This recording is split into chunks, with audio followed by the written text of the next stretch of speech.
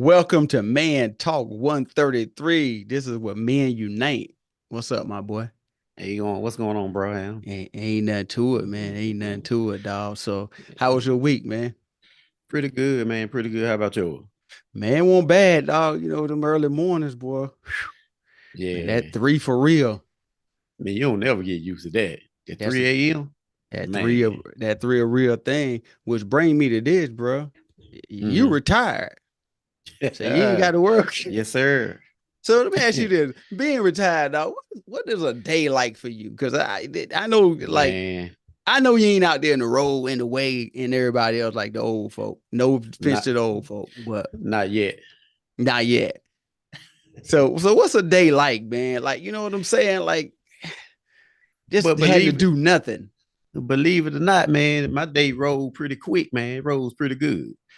I mean, my baby girl, she's still in middle school. So Mm-hmm. by the time I take her to school, and Uh-huh. then I come back home and do a few things, my errands or Yeah. whatever between doctor's appointments and stuff like that.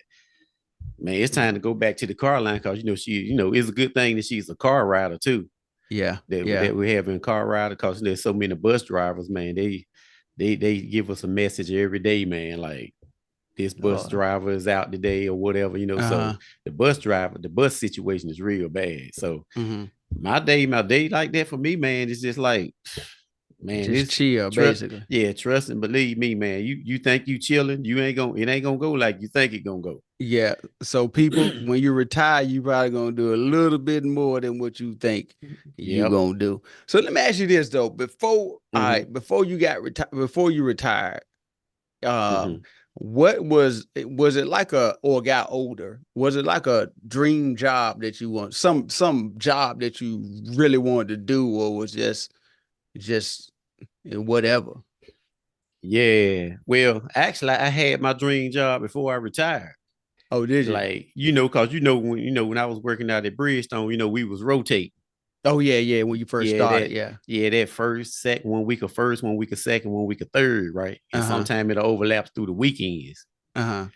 and then I was able to get before probably I think probably like maybe 2 or 3 years, I was Mm-hmm. able to move to the storeroom.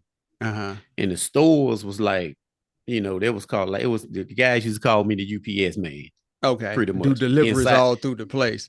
through the place. Yeah. And we Hmm. like your guys, they will Yep. come out back up to the dock. We had to do all that stuff like that. So we pretty much had a storeroom where maintenance and all that stuff used to come get parts. That's where we stored all the parts, right? So that Okay. was Monday. That was Monday through Friday, 8 to 4, every Hmm. weekend off. I had never had a job like that, man. That was gravy. Yeah. But I but bet. like but on that side, man, as the years went on, Uh-huh. that delivery, I always wanted to work in delivery and maybe UPS and stuff like that, but we had to deal Hmm. with UPS, on the docks and stuff like that. So, and Uh-huh. by me doing that job, man, Hmm. it's a little bit more to it than people think. Exactly. Exactly. So let me go back there. Let me go back. 'Cause what I'm trying to do is get the people to know us a little bit better. Right, So let me back up just a little bit. So you were in the Marine Corps. right. All right. So tell the people, tell the young people that's Mm-hmm. I was in the Air Force. So Mm-hmm. I'm just telling y'all don't join the Marines. No, just so tell the people, man, Hey, I like would about tell them. I would tell them. tell them a little bit about that, man. How was that? Like, because every branch is different, man. You got like Mm-hmm. everybody call us the chair for us. We had the best dorms, the best chow halls, the dining facilities, the best. How Mm-hmm. was that? How was that for you? And would you recommend young people to go to it? Would I recommend them to go to the Corps? Yeah. Well, well, if they went to the Corps, I would recommend that, because Mm-hmm. all the branches are pretty cool or whatever. Uh-huh. But it depends on what your job is, your MOS. Uh-huh. And what you do? See, You was see infantry, when I right? see, yeah, I was O3s all the way. Uh-huh. Yeah, that's infantry. Uh-huh. So, so they don't really want no parts of that. Wow. Shout out to the old threes. Y'all don't want to, Yeah, y'all don't. yeah. There's some O3s out there listening right now. They know what I'm talking about. Yeah, Second oh, shout out to Battalion. the old threes, y'all. Yeah, second battalion, 8th Marines out of Camp Lejeune. So, Hey, so that they know. infantry battalion, yeah, they already know. That's world famous. That's world famous second battalion, 8th Marines. All And right. So he's shouting y'all out. yeah, but that infantry, man. So I was in infantry. But Mm-hmm. see, when you go, that's why I tell people, man, whenever you Mm-hmm. if you got a kid, Mm-hmm. your kid want to go to the military, Mm-hmm. always be sure to go down with them to the Yeah, recruiting station. Cause absolutely. because I'm gonna give y'all a story how I ended up in the infantry. It ain't gonna be a Uh-oh. long one, but I'm gonna give you, and You you go ahead, already know. dog. I So got one too.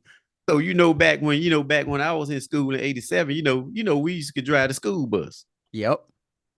So I got my recruiter. I never forget this guy name, Sergeant Griffin. Sergeant Griffin, I hope you still living and you hear me. But How you screwed him, but go ahead. yeah. So so I was undecided because I had actually had passed the test and everything. I was able to go Uh-huh. in January before I graduated. Uh-huh. Doing Wow. that Christmas break in Uh-huh. '87 when I was still in high school. When I thought after we came off of Christmas break, I ended up going back and take the test, Mm-hmm. ASVAB, passed it, so I'm good. Mm-hmm. So here I come when I graduate. Before I got ready to graduate, my man was like, I said, man, I said, I really don't know. I said, I really want to do supply or either Mm. motor T, which is motor Uh-huh. transportation, since I Mm-hmm. drive a school bus. Right. He You t- already he know how to tell drive it. Yeah, he tells me, oh yeah, what you can do is, once you get the basic training, he said, leave your contract open. And Lord have mercy. we didn't have nobody to guide us. Yep. No men, let me put it that No, way. no men, yeah. To guide us at that particular Yep. time. So I left my contract open and they guided me straight to Infantry. School of Infantry, Camp Lejeune, North Shout Carolina. out to the old threes that got screwed into. Shout out to the old threes, that good. If I'll you tell you ever right leave, now. if you ever leave your contract open, that's where they're gonna Yes, put you at. that's is they even with the Air Force, they will Yep. try to put you in security forces. And I tell all the young people, Mm-hmm. make sure you know your job before you leaving. When I Mm-hmm. went, the lady wrote down some on a piece of paper. So Mm-hmm. she wrote it down on a piece of paper and slid it over to me, and I looked at security force. I slid it right back to her. I said, you can get something else because I already know what that is because I did my Right. research. And then, by you being Mm-hmm. in it and giving us the game, Right. I Right. already knew, make sure you know where you going before you leave. Don't do no people, young folk do not do an open contract when you go into the military. I know all the recruiters, if y'all heard this, you probably gonna be upset, but I'm just trying to help them out, Doc. Exactly. And then, like I said, you can also all the parents out there if they taking their Yeah, kids, you can yeah, make sure you can look over that contract and you can sign that contract, have them yeah, sign a contract, yeah. of what you going. If you going in IT, you can do that contract. See, Mm-hmm. that's why a lot of times, man, I kind of recommend like some people, you know, Mm-hmm. if they feel like college ain't the thing for them, Mm-hmm. go to the military because Yeah, yeah. you like I said, you got IT and all this type of stuff You that got you can all do that, just like and you get paid for it. yeah, and you get paid for it. And then, like I always say, when you come out, the 4 years experience, Yeah, or already. eight. It Yeah. depends on how long you stay in. Some people retire. You know what I'm Yeah. saying? They can go in Mm-hmm. at 18, come out at 38. Yeah. You know what I'm saying? Mechanic, Yeah, or whatever, you yeah. know. And now, when you were in there, because Mm-hmm. I was talking about retirement, you ain't really know Mm-hmm. about none of nobody business. But what's some of the toughest spots you'd have been? Shout out to the old threes again. Some of the toughest spots y'all boys been in that.